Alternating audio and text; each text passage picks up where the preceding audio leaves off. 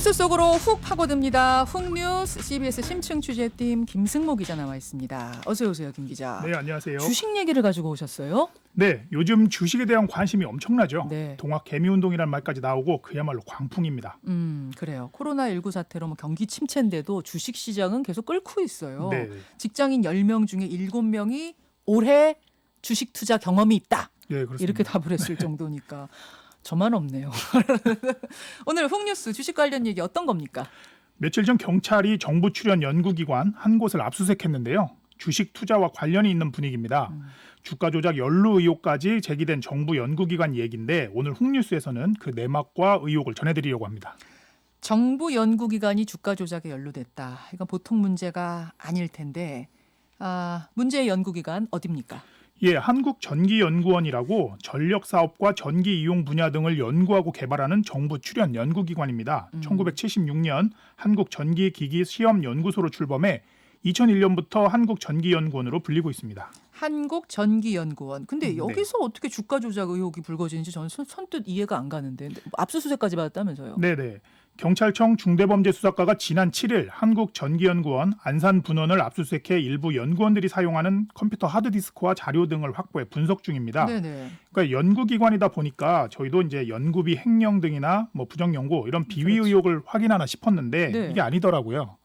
취재 결과 경찰은 미공개 정보 이용, 나아가 주가 조작 혐의까지 살펴보는 것으로 확인됐습니다. 여기에 며칠 전엔 검찰까지 수사 개시 통보서를 보냈는데 전기연구원을 두고 검경이 동시 수사에 나선 셈입니다. 검경이 동시 수사에 나섰다는 것만 들어도 혐의가 상당히 짙다. 이렇게 추정해 볼 수가 있는데 네. 도대체 어떤 사연인지 얘기 좀 해주세요.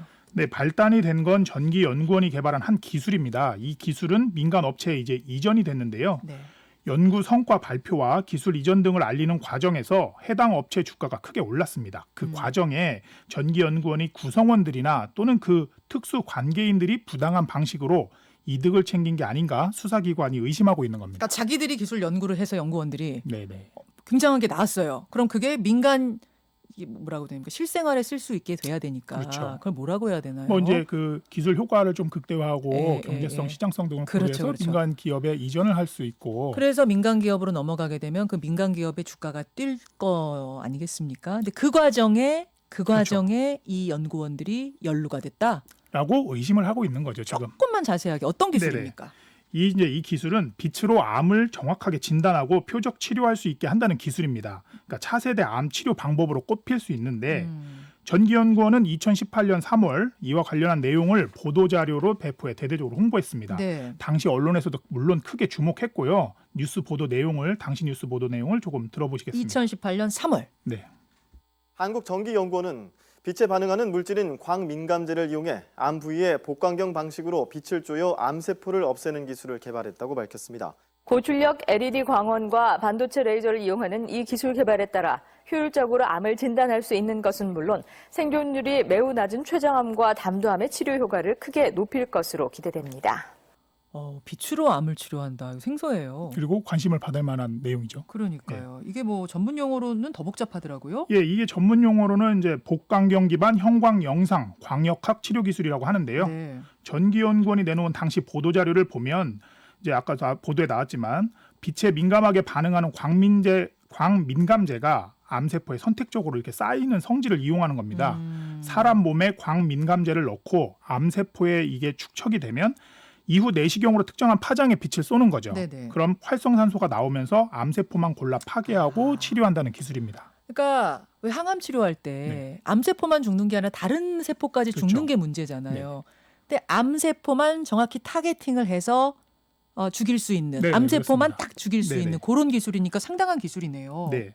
예. 이에 따른 기대 이익도 이제 어마어마하겠죠. 그래서 전기연구원은 그 무렵 이 세계 복광경 시장 규모를 전기연구원이 내놓은 그 분석 결과입니다. 네.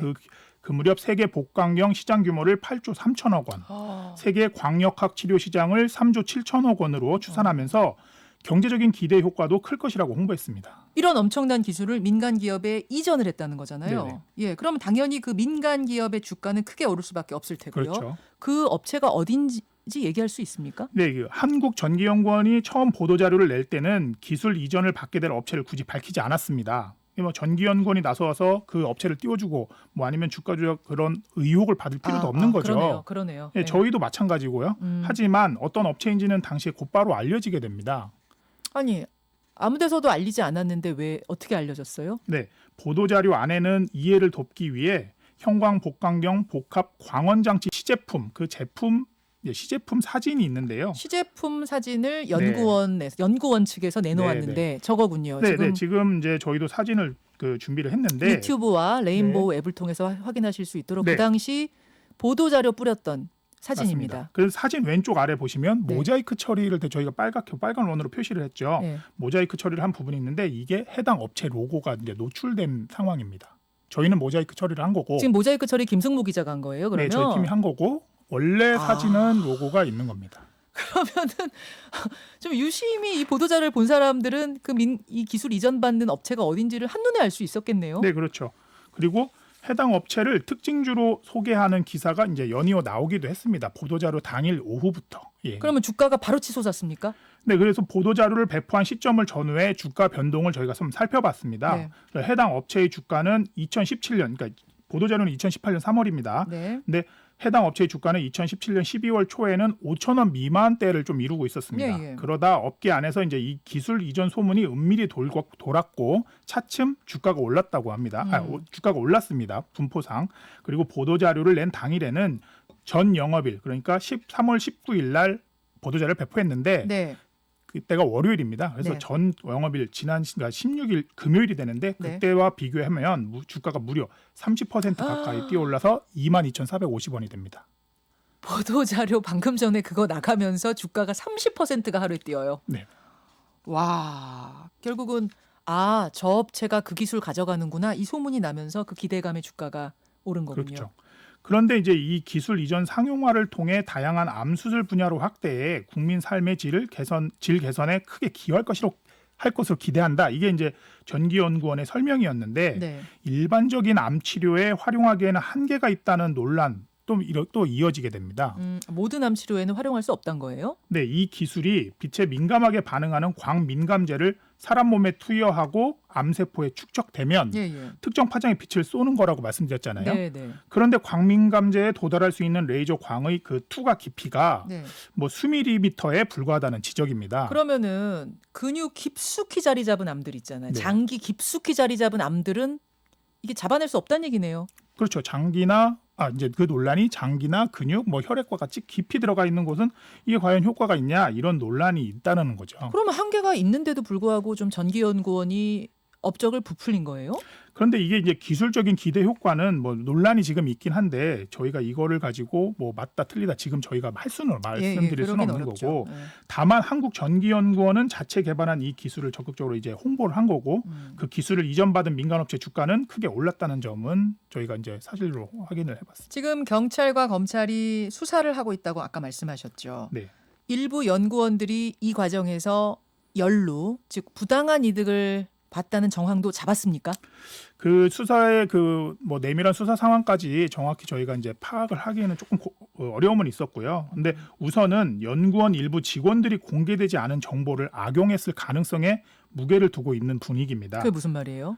이게 지금 그 기술 이전 계획을 미리 알고 해당 업체 주식을 미리 사두었을 가능성도 있을 거고 있고요. 그리고 본인은 아니어도 이게 뭐 이제 아까 말씀드린 가족과 특수 관계인일 수도 있고 또 한편으로는 기술력을 허위로 이렇게 부풀려서 아니면은 좀 과장해서 어떤 방식으로든 의도적으로 해당 업체 주식의 가치가 오르도록 한 것은 아닌지 뭐 이런 여러 가지 가능성을 염두에 두고 수사기관이 보고 있는 상황이죠. 아까 그 보도 자료에 업체 로고 노출된 거 이게 의도적이었느냐 누군가의 의도였느냐 진짜 실수였느냐 뭐 이런 걸 조사하겠군요 지금. 그것도 분명히 규명이 돼야 할 상황인 것은 맞습니다. 한국전기연구원 입장 들어보셨습니까? 네, 경찰과 검찰이 동시 수사를 받게 된 이 전기연구원은 대단히 당혹해하고 있는데요. 내부 의혹이 제기될 때 이 사실관계를 파악해 보다가 수사가 착수된 현재는 이제 일단은 수사 결과를 기다리고 있는 상황입니다. 한 관계자의 말을 직접 들어보시겠습니다. 네. 검찰의 의도는 저희가 모르겠고 일개 출입연의 연구원들이 주가 조작을 이게 모르겠습니다. 뭐 할 수도 있겠지만 너무 저 회사에 그걸 기술 하나 이전했다고 그게 주가 조작이라는 개인적으로는 좀 납득이 안 갑니다만은 판단은 우리 이제 검찰이나 수사당국에서 하실 일이라 좀 조심스럽습니다. 정부 출연 기관의 그런 연구소의 연구원이 미공개 정보를 이용해서 부당 이득을 취했다라고 하면 이건 큰 문제고요. 네. 만약 주가 조작까지 연루가 된 거라면 이거는 더 큰 문제고요. 네, 일단 의혹은 제기됐고 현재 수사가 진행 중인 상황이어서 저희도 뭐 단정적으로 딱 말씀드리기는 좀 어렵습니다. 그런데 저희가 취재한 바에 따르면 규명해야 할 점들은 좀 더 있어 보입니다. 그런 부분들은 더 확인이 되는 대로 전해드리도록 하겠습니다. 여기까지 오늘의 훅뉴스 김승모 기자 수고하셨습니다. 네, 감사합니다. 김현정의 뉴스쇼는 청취자 여러분의 참여로 이루어집니다. 트위터, 페이스북, 레인보우 게시판, 그리고 단문 50원, 장문 100원의 유료 문자 샵 1212, 우물정 1212 통해 참여하실 수 있습니다. 김현정의 뉴스쇼, 여러분과 함께 만듭니다.